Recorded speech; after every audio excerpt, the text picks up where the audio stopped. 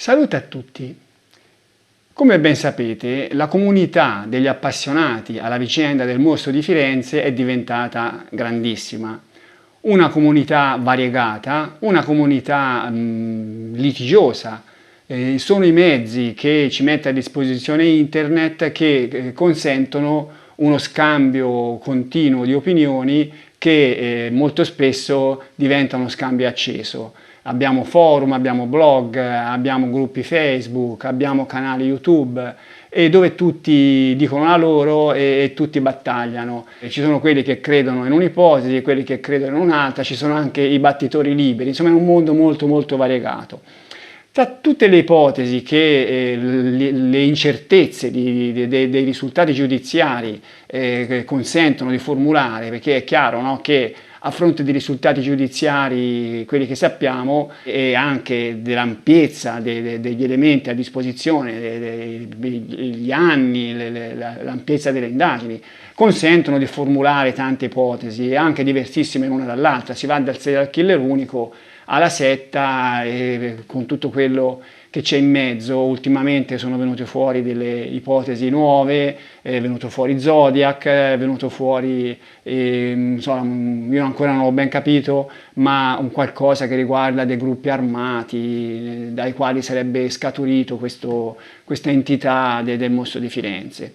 Ecco, tra tutte queste ipotesi, da una decina d'anni, anzi un pochino di più, da 12 circa, c'è anche quella che ho formulato io, che è quella di Lotti, serial killer unico. È un'ipotesi che è stata, tra le tante, è stata, diciamo, tra le più avversate, tra quelle guardate con maggior sarcasmo, con maggior sospetto, maggior sarcasmo direi anche, no? Anche con ilarità. Io mi sono abituato alle battute, alle faccine, adesso ci sono tutte queste faccine che accompagnano gli interventi che vanno a criticare questa ipotesi.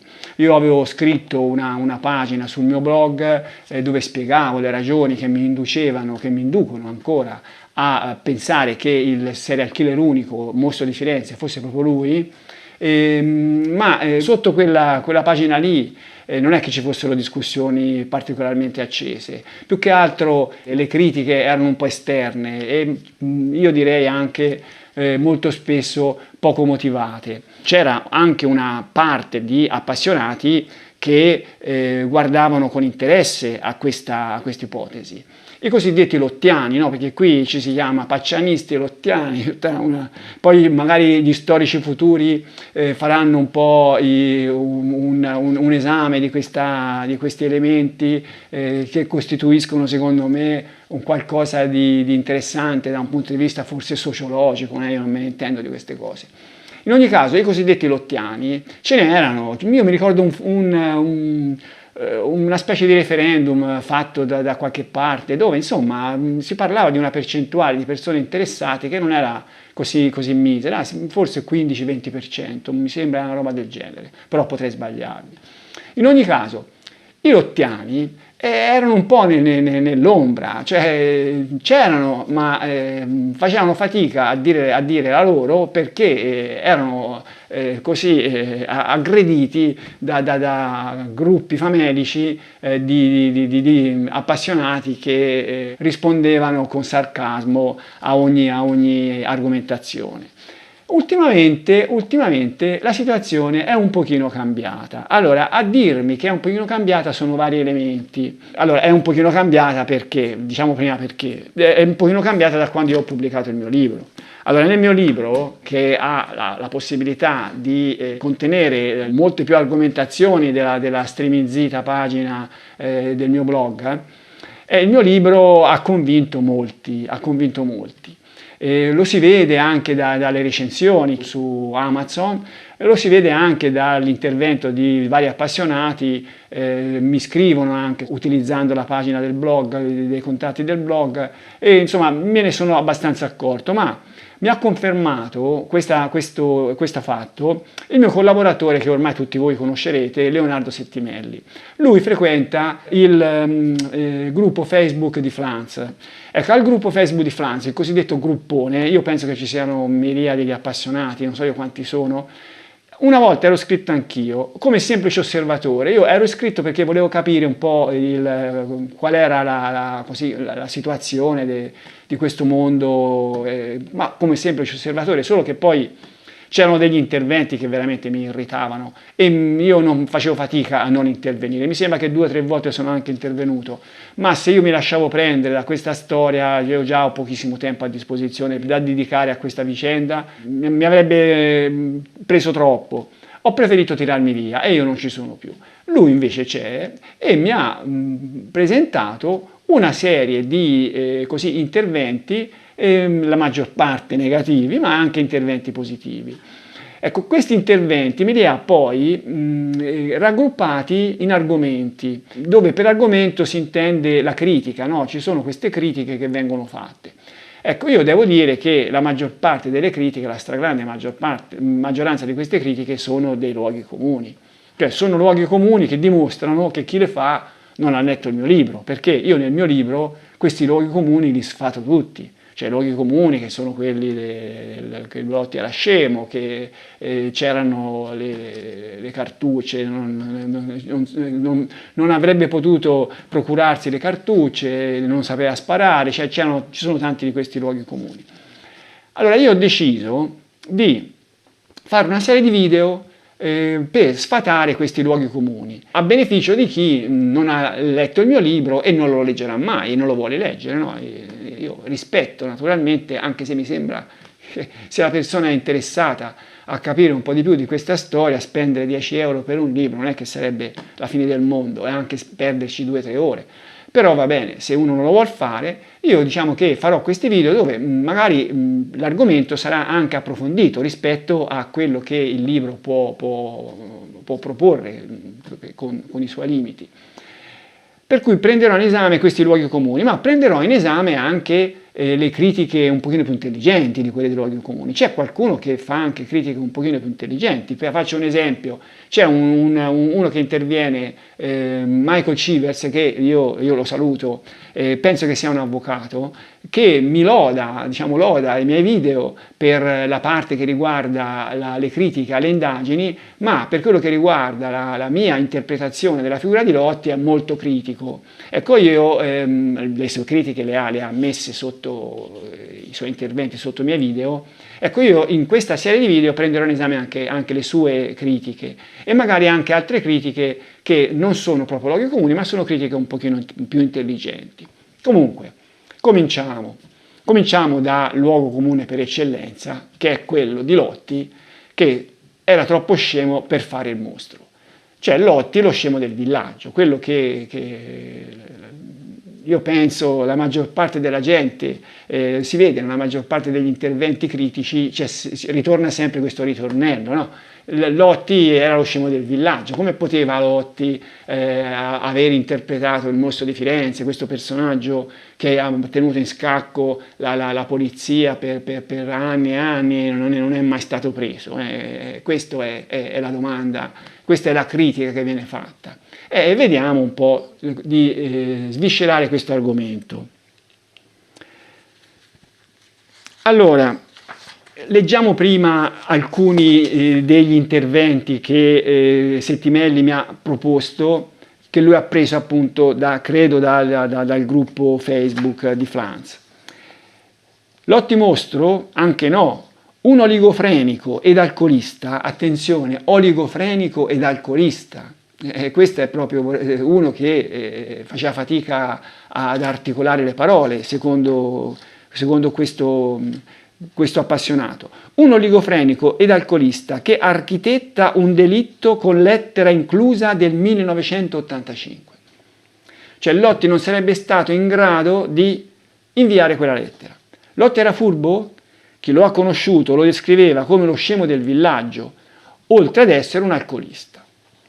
Un'organizzazione eccelsa, mente diabolica, tanto da andare al mare a prendere a cazzotti le onde o correre dal campo sportivo per vedere gli alieni. E qui si vede Lotti che è lì che disperatamente cerca di fermare i cavalloni a cazzotti e che va in giro a cercare gli UFO, ma poi, pare poi che gli UFO esistano, se lo dicono gli americani, per cui forse Lotti potrebbe essere anche considerato un pioniere, no? Lotti, mostro di Firenze, uno che andava al campo sportivo per vedere se ci fossero gli alieni. Io penso che si stia superando ogni limite di decenza sulla vicenda. Era uno che faceva cazzotti in mare con le onde, come facevamo io e te a 6 anni. Evidentemente c'è uno scambio tra appassionati che la pensano allo stesso modo, solo che lui ne aveva 50 in più, fai te. Allora, a diffondere questa leggenda di Lotti, scemo del villaggio, è stato, a mio parere, soprattutto il libro di Mario Spezzi, il libro Dolci colline di sangue, che bene o male tutti gli appassionati hanno letto, la maggior parte, insomma, perché è un libro che si legge volentieri, è un libro appassionante, è un libro scorrevole e così via. Ecco, in questo libro si legge così di Lotti. Katanga Lotti, parecchie difficoltà ad accordare soggetto, verbo e complemento oggetto quando era sano, cioè praticamente mai. Peggiorava quando beveva un bicchiere di troppo. Non aveva una lira, la sorella lo aveva buttato fuori di casa, dormiva in una specie di sottoscala che gli prestava il prete. Mangiava quello che gli offriva Cirillo, il proprietario di Nello, la trattoria tradizionale di San Casciano. Non chiedeva di essere pagato in denaro, Cirillo, però si rifaceva con le risate, roba alla amici miei. Katanga era il grullo che i soliti ragazzacci di San Casciano non lasciavano tranquillo. Katanga, Katanga, corri, corri, che al campo sportivo c'è Marziani, e lui felice correva.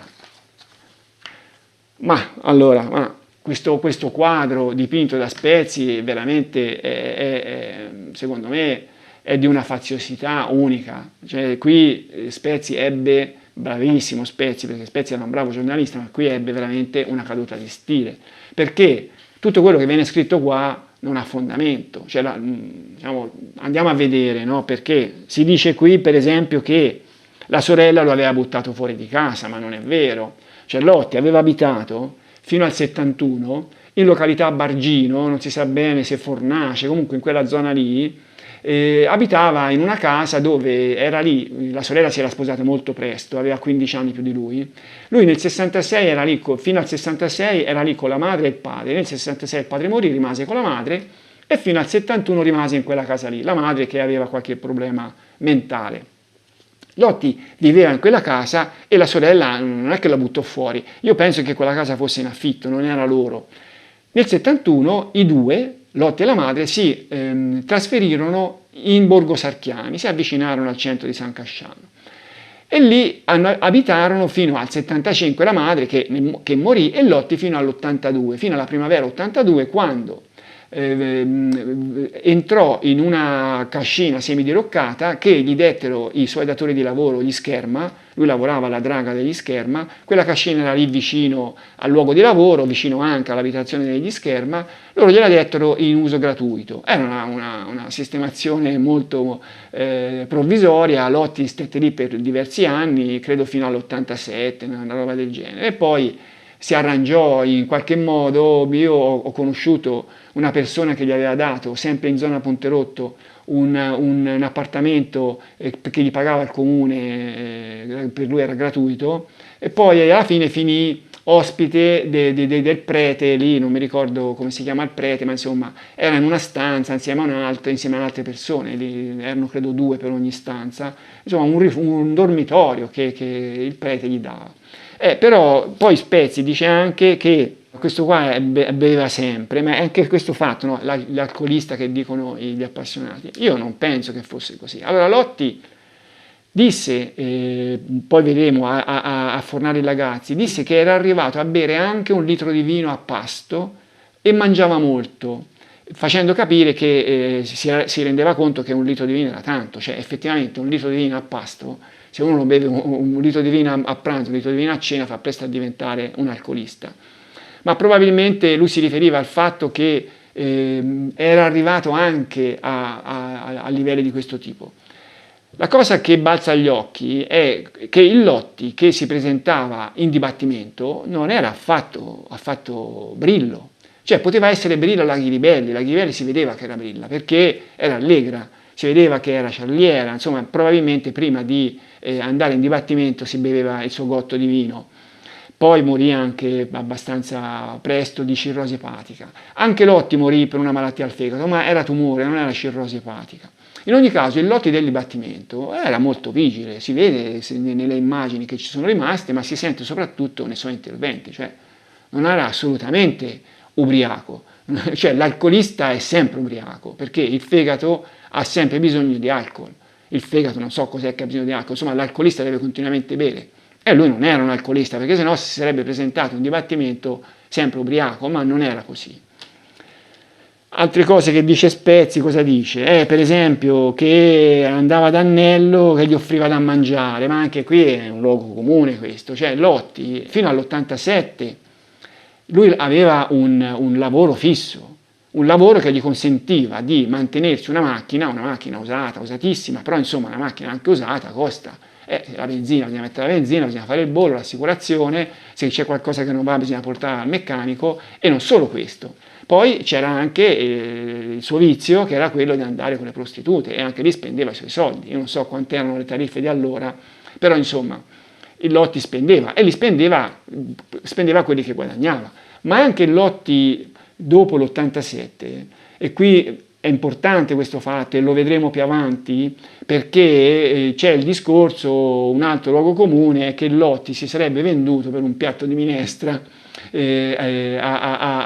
agli inquirenti, no? Andando a raccontare. Questo però è un luogo comune che non affrontiamo oggi, ma anche questo non è vero, cioè Lotti aveva dei lavori saltuari, ma dei lavori che gli consentivano comunque sempre la solita, la macchina e le sue prostitute. Però questo lo vedremo in un altro momento. Insomma, quello che io voglio dire è che questo pezzo di Spezzi ha veramente il sapore dell'esagerazione gratuita, e poi da questo, chi ha letto il libro, si fa le sue idee su Lotti, su una figura di Lotti che non era così. Qualcosa di simile pensava anche Filastò, ma non proprio così. Cioè, per Filastò Lotti era un mentecatto, uno, mi sembra che dice nel suo libro, soggetto di scarsissimo livello intellettuale e culturale, psicologicamente instabile. Però Filastò, che lo considerava un soggetto di bassissimo livello, però negli scontri con lui ebbe sempre la peggio. Cioè Lotti non si fece mai incastrare da Filastò e da Mazzeo. Cioè lui sempre riuscì a rispondere a ogni loro contestazione. È chiaro, no, che aveva bisogno di un tribunale, di un presidente benevolo nei suoi confronti, perché di bugie ne disse tante, ma nonostante tutte le bugie che Lotti disse, lui non si lasciò mai prendere in castagna. Tanto per fare un esempio, andiamo a vedere il Lotti che venne richiamato. Lotti fece in dibattimento diverse udienze una dietro l'altra, poi a fine dibattimento venne richiamato, e questo l'abbiamo visto nei video appositi sulla macchina rossa, per la questione dell'assicurazione.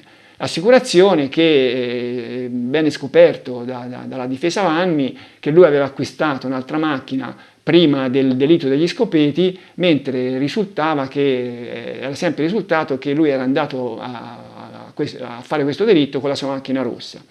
Lotti venne richiamato in una situazione che era un po' difficile, cioè lui aveva detto una cosa e quindi gli contestavano a suon di documenti, perché c'era il certificato di assicurazione, c'erano diverse cose, insomma, che dicevano che lui aveva acquistato questa macchina. Era il 17 marzo 98. Ma allora, ascoltiamo in questo breve frammento come Lotti riusciva a rispondere, come Lotti rispondeva alle contestazioni di Filastò.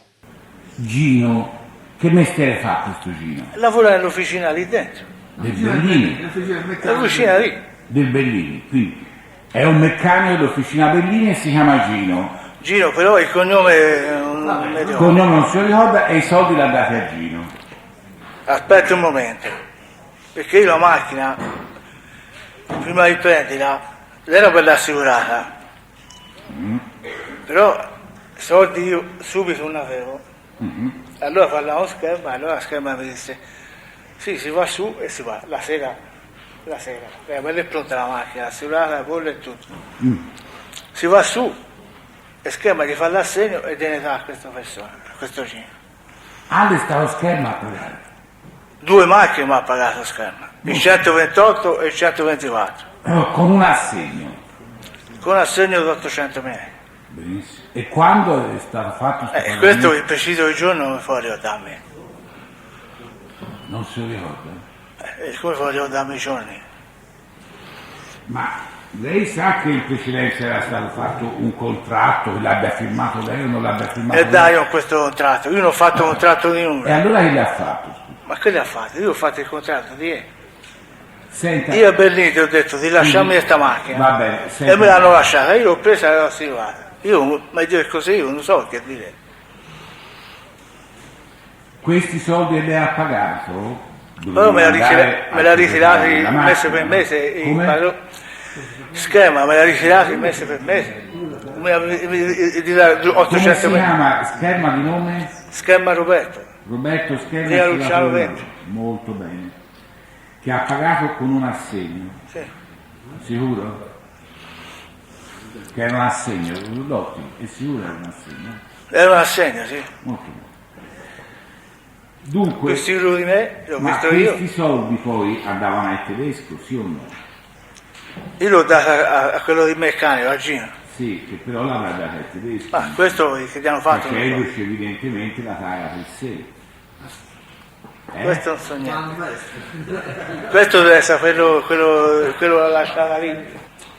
Quindi lei ha pagato con questo assegno dallo scherma e Non ha l'ho pagato io, ho pagato lo l'ha schermo. pagato benissimo, questa è una cosa ottima che ci ha detto, perché così possiamo sapere quando ha venuto questo pagamento. Schema Roberto, via Luciano 20. Si chiama Roberto. Roberto. Dunque, ecco, e questa cosa qui, lei però non si ricorda quando ha venuto questo pagamento. Il giorno, il mese se lo ricorda. Come fu ricordarmi il mese, passavo parecchi anni. Fatto il pagamento lei è salito sulla macchina e se ne è Era andato. di sera, non so, se era di venerdì o sabato, non mi ricordo il preciso. No, ma voglio dire, una volta effettuato questo pagamento, lei è montato su questa macchina, sì o no? Ma la macchina era bella assicurata, potevo andare via e partire a casa. Lei è salito sulla macchina? Sì, Ed era la prima volta che si montava sopra? prima non potevo pigliare perché se non c'era pagata rimaneva lì ferma. Come se? Se non pagavo la macchina rimaneva lì ferma, non ti devo spiegare, io non lo so. Più chiaro che così. Rimaneva lì ferma dove? Se tu la paghi in una macchina e No, te la lasci prendi. stare in sé, dov'è che rimaneva ferma sta macchina? Come? Sì, lei ha detto. Ma se uno non paga e che te la danno senza pagare, non credo. Lotti, non lasciamo perdere se uno non paga. Io voglio sapere la macchina dove era ferma la 124. Fuori dall'officina lì, Fuori all'officina. Molto pronta. Però se uno non paga bene. la macchina da un Era da un rotta anche la pacco. 124? Ronta, a ronta. Ronta.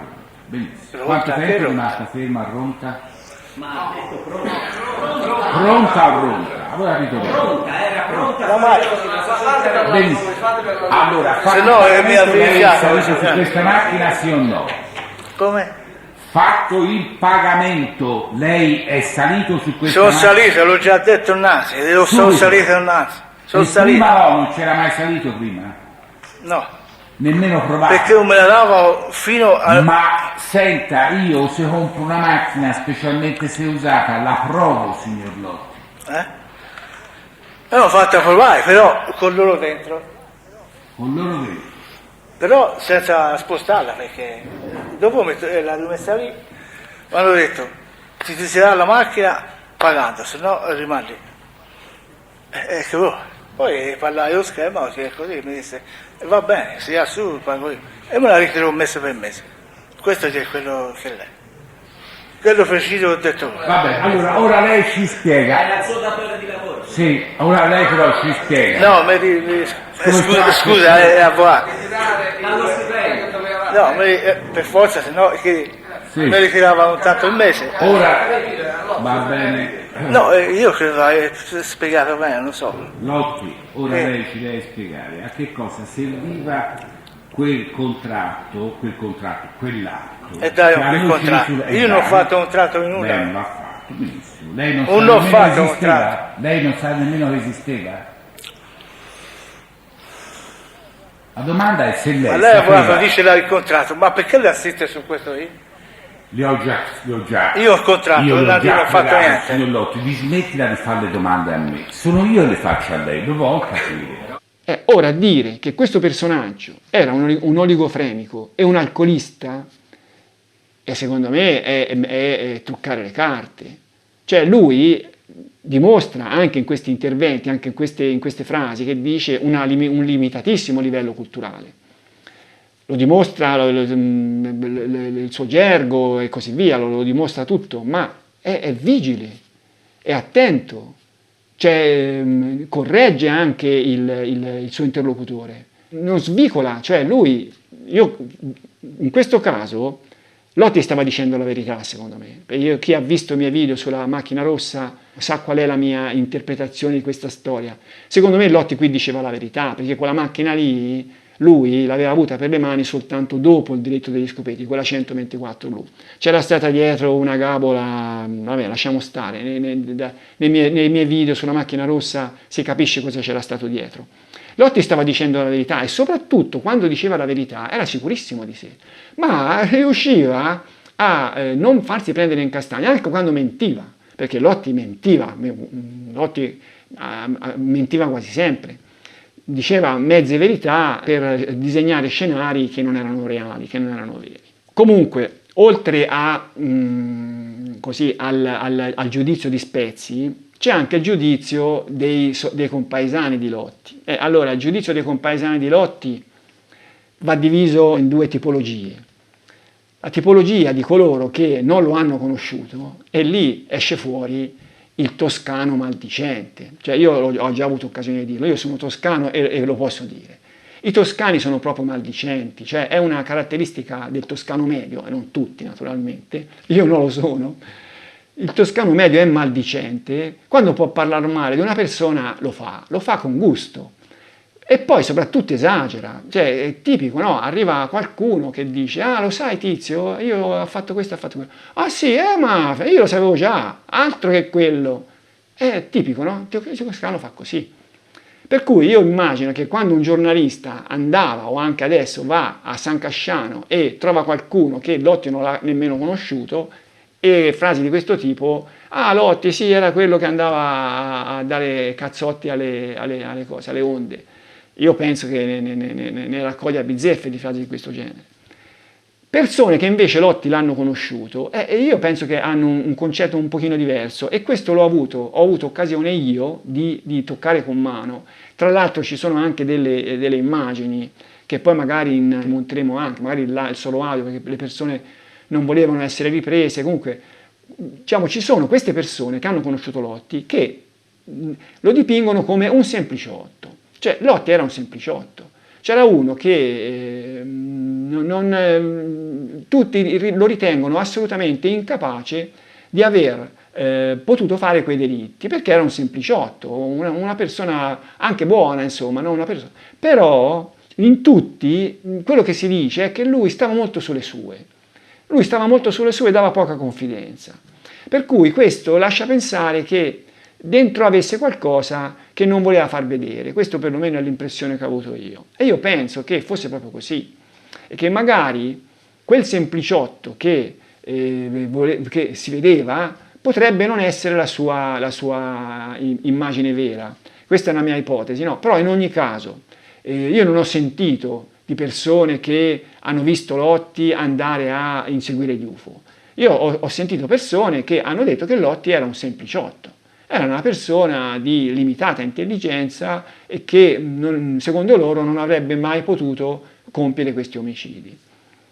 Però in ogni caso, diciamo, a tagliare la testa al toro, povero toro, era tanto che non usavo questa espressione, c'è una perizia, o meglio una consulenza tecnica, di due esperti che esaminarono Lotti.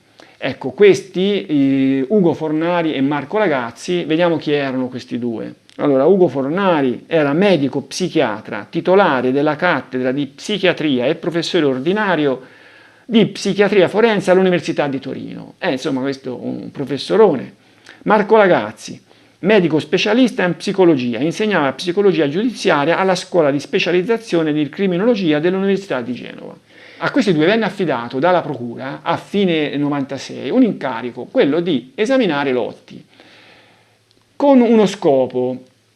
Nominalmente il quesito a cui i due consulenti avrebbero dovuto rispondere era questo, il quesito articolato in 4 parti, 5 parti, 4 parti. Se il Lotti Giancarlo sia affetto da impotenza sessuale, organica o psicogena e in caso positivo in quale forma, quale ne sia la causa, quale ruolo la stessa abbia esercitato nella dinamica dei reati per cui il medesimo è indagato, quali ricostruiti dalle indagini e dalle dichiarazioni dello stesso Lotti. Riferiscano quanto altro utile all'accertamento della verità clinica del soggetto. Allora, cosa voleva fare la procura con questa specie di perizia, questa consulenza tecnica? Voleva trovare, secondo me, ma è chiaro, no? Il terzo punto lo dice, quale ruolo la stessa, cioè l'impotenza, abbia esercitato nella dinamica dei reati per cui il medesimo è indagato. Cioè la procura voleva capire il perché Lotti aveva seguito Vanni e Pacciani, come diceva lui, perché lui diceva così, in questi delitti. Cioè, che motivo aveva Lotti di andare con Vanni e Pacciani a fare il palo, a coadiuvare il loro lavoro? Lotti aveva detto che lo aveva fatto perché Pacciani lo minacciava, però era poco credibile che fosse stato questo il motivo.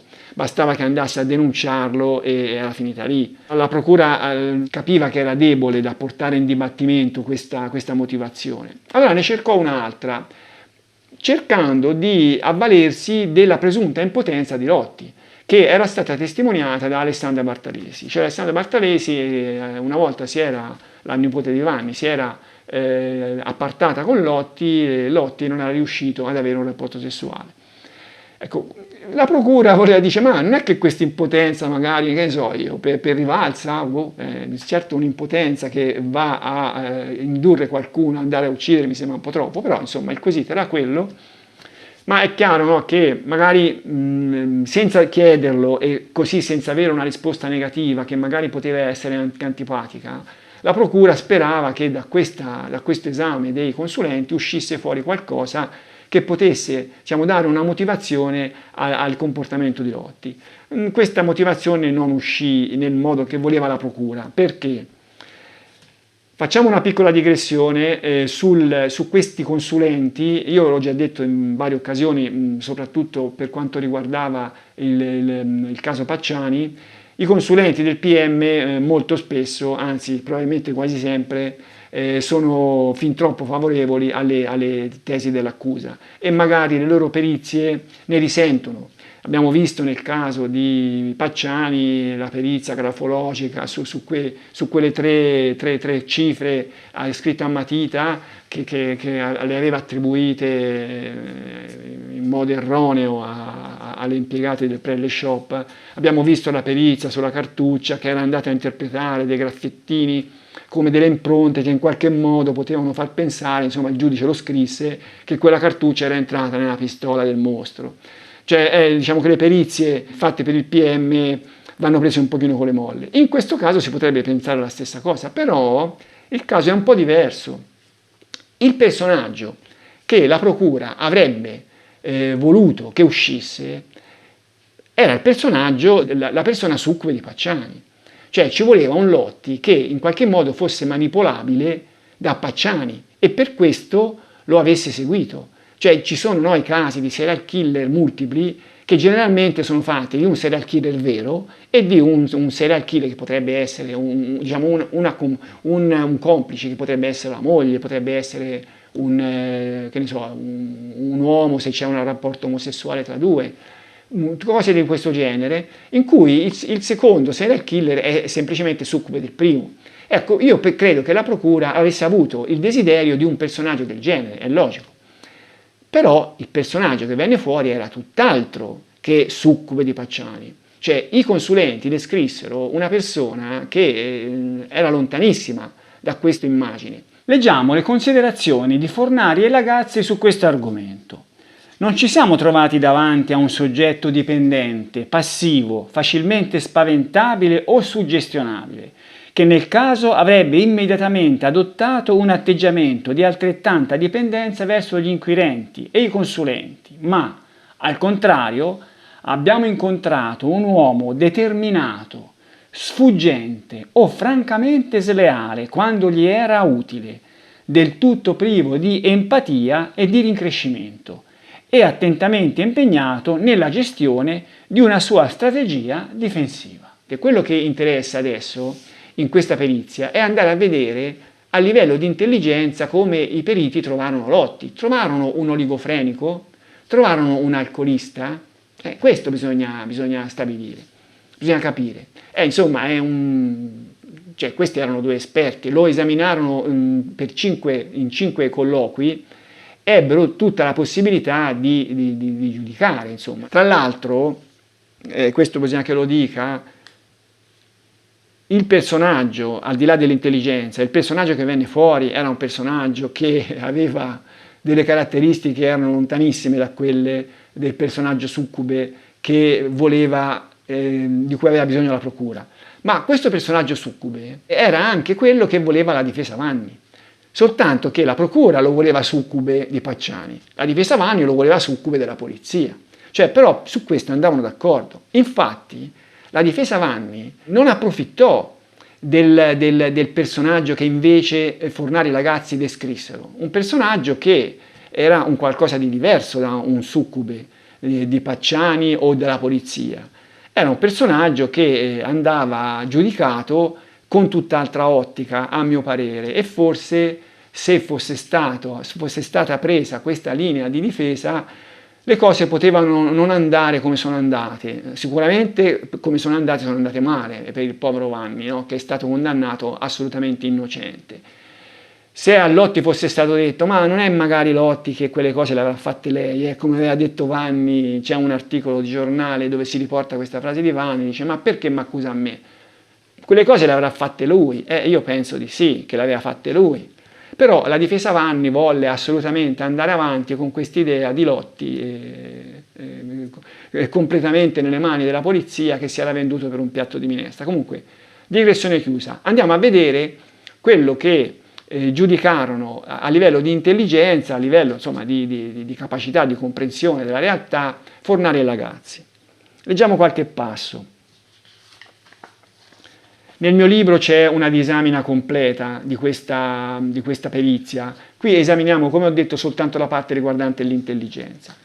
Nei molteplici incontri effettuati, il soggetto si è presentato lucido, vigile, cosciente, perfettamente orientato nel tempo, nello spazio, nei confronti della propria persona e della situazione di esame. Attenzione, lucido, vigile, cosciente, perfettamente orientato nel tempo, nello spazio.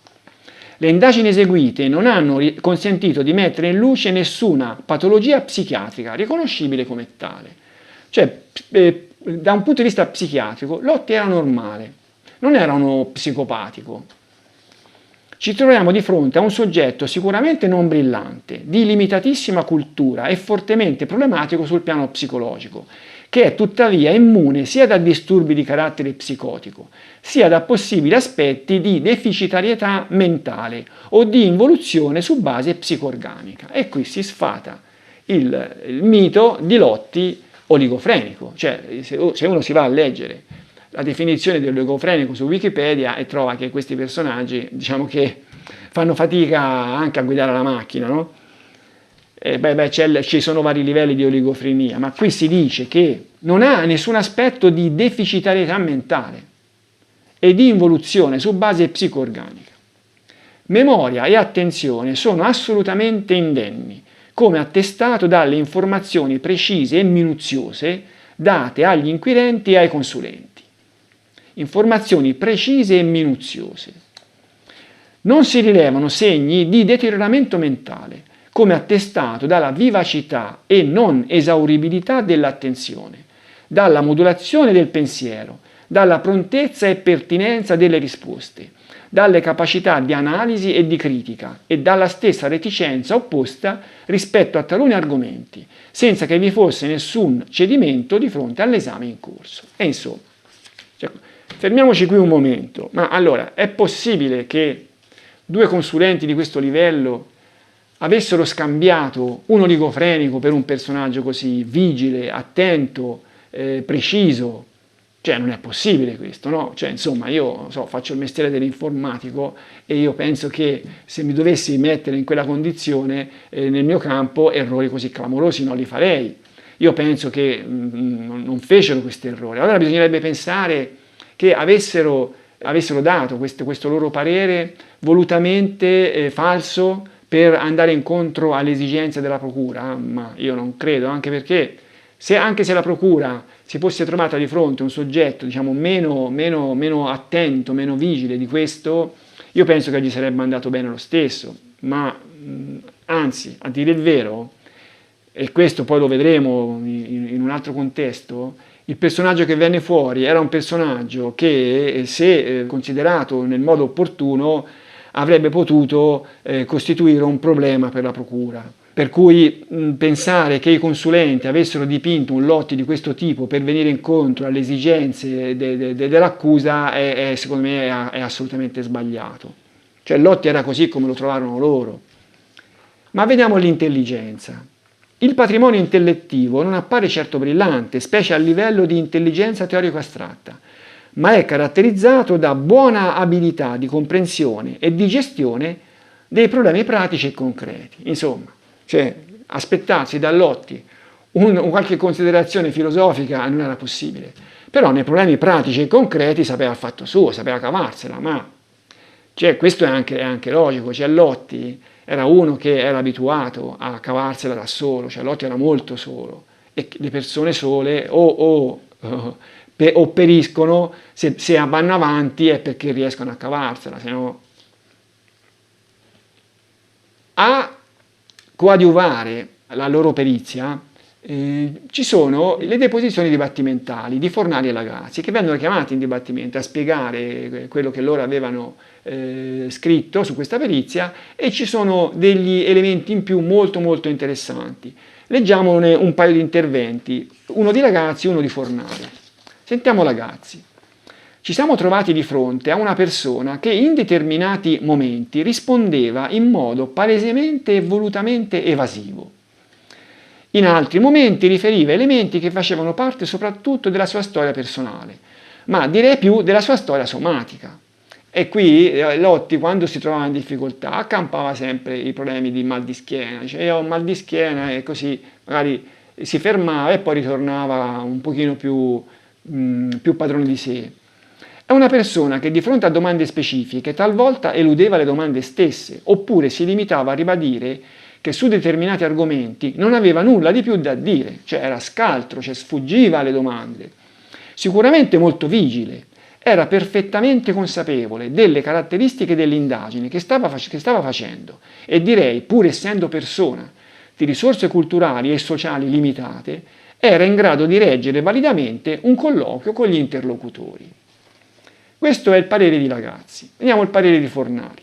Ha condotto lui il colloquio, sempre lo ha condotto lui, ci ha dato quello che ha voluto darci con estrema abilità, con quell'astuzia che può avere l'uomo, il contadino, che però ha un'esperienza di vita che batte magari quella dell'intellettuale, perché lui è uno che è cresciuto proprio a contatto della vita, quindi lui sa benissimo regolarsi nei confronti dell'esistenza, della vita, è un astuto. Allora, fermiamoci un momento, pensiamo a Pacciani, no? Pacciani penso tutti, sono d'accordo nel considerare Pacciani una persona molto intelligente. Perché non altrettanto si dice di Lotti? Per un semplice motivo, che Pacciani sapeva parlare, cioè Pacciani era bravo a esprimersi, cioè lui aveva una capacità di espressione notevole, che gli consentiva di manifestare, di presentare anche la sua arguzia, la sua intelligenza. Però questo forse molto in apparenza, perché nella sostanza Pacciani fu io volevo dire un qualcosa, fu un dolcione, diciamo un dolcione, perché si fece incastrare, cioè tutti quei suoi interventi, alla fine furono quelli che lo fecero incastrare. Lotti no, Lotti non sapeva parlare, Lotti non aveva capacità di linguaggio, non riusciva a esprimersi. Probabilmente io credo che il motivo possa forse essere ricercato nel mancinismo che lui aveva e che fu contrastato. Io ho letto più volte che alcuni mancini contrastati hanno poi questi problemi, questo tipo di problemi. Potrebbe essere stato questo, ma in ogni caso Lotti era incapace di esprimersi. Però lui in dibattimento fu sempre presente a tutte le udienze importanti, sempre attento, sempre vigile, con i suoi occhietti che guardavano qua e là, non se ne perse una di quelle importanti.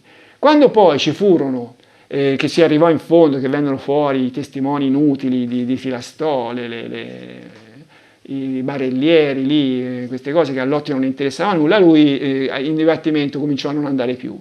Però alle udienze importanti lui fu sempre presente, ma zitto. Un'unica volta lui intervenne in aiuto di Pucci. Ora questo si può vedere come il comportamento di un oligofrenico che non interviene perché non sa cosa gli succede intorno. Io penso invece che sia il comportamento di un furbacchione che vuole capire quello che sta succedendo e interviene solo quando è estremamente necessario. Nel caso che appunto intervenne per dire io, gliel'ho detto io a Pucci quelle cose, per togliere Pucci dall'imbarazzo. Per cui nel confronto Lotti-Pacciani, io penso che alla fine la vince Lotti, non la vince Pacciani, come nel confronto Lotti-Vanni. Se noi si va a vedere, nel 90, quando vennero interrogati, Lotti riuscì a svicolare, cioè Lotti si presentò in un modo che ai suoi interlocutori parve che lui non c'entrasse nulla, era amico di Pacciani, però, e no, Vanni si fece incastrare, allora. Andiamo avanti con le considerazioni di Fornari. Lui ha un contatto, un rapporto con la realtà indenni, integri, sa benissimo come si gioca con le persone che lo accompagnano, con i periti, quando si è nella stanza e si fanno gli esami, quando si è fuori dalla stanza e si fanno le 4 chiacchiere. E insomma, qui sta dicendo Fornari che quando era il momento di fare 4 chiacchiere fuori dalla stanza era in un modo, quando era dentro che si faceva il colloquio era in un altro. Lui forse ha un concetto intellettivo ai limiti della norma, insomma, diciamo, lievemente inferiore alla norma, cioè non è che sia molto intelligente, se proprio uno vuole il dato quantitativo, però è uno che sa usare la sua intelligenza. Allora il nostro discorso oggi si rivolge più su questo versante, non ci interessa tanto il valore del quoziente intellettivo, quanto piuttosto capire come il soggetto usa quello che ha. E allora possiamo avere un'insufficienza mentale lieve, medio lieve, insomma non grave certamente, che nella vita pratica usa la sua intelligenza meglio di un genio o di uno intellettuale, di un teorico, di un Piero della Mirandola, insomma. Quindi a un certo punto noi abbiamo osservato che lui sa usare molto bene l'intelligenza che ha e quindi ci ha interessato molto meno misurarla. E insomma sta dicendo Fornari che non è tanto il suo quoziente intellettivo la cosa importante, che loro non misurarono, quanto il modo che lui, la perizia che lui aveva nell'usare l'intelligenza di cui disponeva. Cioè era un furbone, cioè il furbo, cioè la distinzione tra persona intelligente e persona furba. La persona intelligente è intelligente, però magari è un bischero, perché quella sua intelligenza non la sa usare. La persona che è mediamente intelligente, che sa usare la sua intelligenza, è un furbo. Questo nella vita pratica lo riscontriamo, no? Cioè la persona intelligente che poi si lascia giocare, la persona poco intelligente che però è furbo e non si lascia giocare, magari gioca la persona intelligente. Io penso che Ragazzi voglia dire esattamente questo. Ma però facciamo anche un altro ragionamento. Ma serviva la laurea per fare il mostro? Cioè, indubbiamente Lotti era una persona di limitatissime risorse culturali, era anche una persona di limitate risorse intellettive, io non direi limitatissime, direi limitate risorse intellettive, perlomeno quelle che si intendono normalmente. Lui si era fermato in quarta elementare a 14 anni, perché era stato bocciato innumerevoli volte, però non è detto che se una persona viene bocciata alle elementari poi è un cretino, no? E si sa anche di geni che a scuola sono andati male, cioè non è quello che può costituire un elemento di giudizio. Certo, anche quello, ma non basta. Ma insomma, il mostro doveva avere la laurea per questi delitti? Io non penso che avesse bisogno della laurea, anche perché insomma, andava a uccidere delle persone inermi nei boschi. Cosa non doveva essere che ne so, uno abituato a chissà quali agguati, roba del genere, no? E poi anche nei confronti delle indagini, sì, si dice che non si è fatto mai beccare, sì, ma cioè, le indagini come venivano fatte? Io mi ricordo soltanto un fatto, che la mattina del giorno del delitto dei ragazzi di Giovoli, un testimone, Giovanni Nenci, vide una 128 rossa vicino al furgone, la mattina alle 7:30. E cosa ci faceva la mattina alle 7:30 quella macchina lì vicino al furgone? Secondo me quella macchina lì vicino al furgone era di qualcuno che andava a vedere, a controllare, che magari poi la sera potrebbe essere andato a uccidere i due. Ecco, su quella 128 rossa, che non si sa, sul verbale non c'è nemmeno scritto se è berlina o se è coupé. Poteva essere berlina, per 128 si intende berlina, però potrebbe anche essere, e non ci sarebbe da meravigliarsi, una disattenzione, una dimenticanza, un'imprecisione del verbalizzante che non l'ha scritto. Poteva essere una 128 rossa coupé. Insomma, la coincidenza che fosse una 128 rossa e Lotti ce l'aveva in quel periodo lì, c'è. È una 128 rossa, targata a Firenze, come quella di Lotti, che era una coupé. Ma in ogni caso, le forze dell'ordine andarono a controllare, a vedere se trovavano questa macchina. La stessa moglie di Nenci in dibattimento disse se avessero controllato quel tempo di quelle macchine non è che ce n'erano tante, perché in effetti le 128 nell'82 erano già macchine vecchie. Avrebbero potuto fare indagini su questa macchina, ma non le fecero. Questo per dire, no, qual era il livello delle indagini dell'epoca, cioè all'epoca si andava ancora a inseguire Salvatore Vinci, cioè era lui, no, il presunto mostro. Nell'83, anzi, si era su Francesco Vinci, poi si andò a pensare al fratello di Mele, a Giovanni Mele, che poteva essere lui il mostro, e poi si andò a incaponirsi su Salvatore Vinci con gli esiti che sappiamo. Queste erano le indagini dell'epoca, no? Poi si ricorda sempre a Giovoli tutta la moltitudine di persone che c'erano intorno. Allora, questo mostro genio del male che è riuscito a gabbare la polizia, ma veramente c'era bisogno di chissà quali capacità per gabbare quella polizia, quelle forze dell'ordine, quella magistratura? Io penso che non ci fosse bisogno di granché. La lettera, andiamo sulla lettera. Allora, Lotti avrebbe potuto scrivere quella lettera con il frammento di seno? E certo che l'avrebbe potuta scrivere, anzi, quella lettera, al di là di quello che si tenta oggi, di andare a prendere la tesserina, andare a vedere quello che c'era dietro e fare tutte le immaginazioni, i collegamenti, no? È chiaro che se si va a vedere se ne possono fare 1000 di combinazioni. Quella lettera è stata scritta da una persona ignorante, una persona sprecisa, una persona che sì, ha avuto l'accortezza, diciamo così, di non usare la sua mano per scrivere, ma c'è anche da dire che era una persona che non sapeva scrivere, altrimenti avrebbe messo dentro la busta un testo di rivendicazione. Cioè quella lettera era una lettera di sfida, è chiaro che era una sfida alla polizia, probabilmente c'era dietro la questione del seno, che gli esperti avevano detto che lui non ne scindeva il seno perché c'era un rapporto conflittuale con la madre, cioè tutti i discorsi che De Fazio ha scritto queste cose, io sono d'accordo.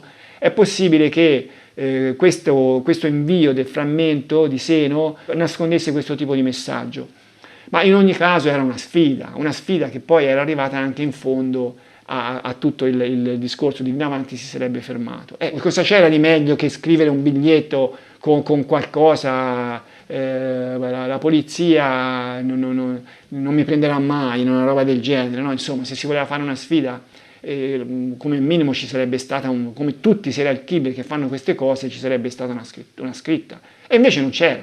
Perché? Perché il mostro non sapeva scrivere, e Lotti era proprio così.